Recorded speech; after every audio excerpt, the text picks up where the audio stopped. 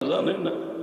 একটা প্রবাসীর কষ্ট যদি তার বিবি জানতো, কোনোদিন স্বামীর একটা টাকাও খারাপ রাস্তায় খরচ করতো না।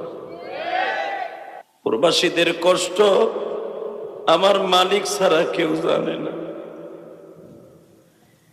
বালিশটা মাথায় নিয়ে রাতের অন্ধকারে যখন প্রতিদিন তার চোখের সামনে কামের ফাঁকে ছোট বাচ্চার চেহারাটা ভাসিয়া উঠে, জনম দুঃখিনী মায়ের চেহারাটা মাঝে মাঝে প্রবাসীর চোখের সামনে ভেসে উঠে, দুই নয়নের পানি দিয়ে বালিশ ভিজায় আর কান্দে আর বলে, মালিক রে, অসুস্থ হইলে টাকা পাঠাইতে পারি কিন্তু চোখে দেখতে পারি না, তুমি তোমার কুদরতি চোখ দিয়ে আমার মা বাবারে ভালো রাখো।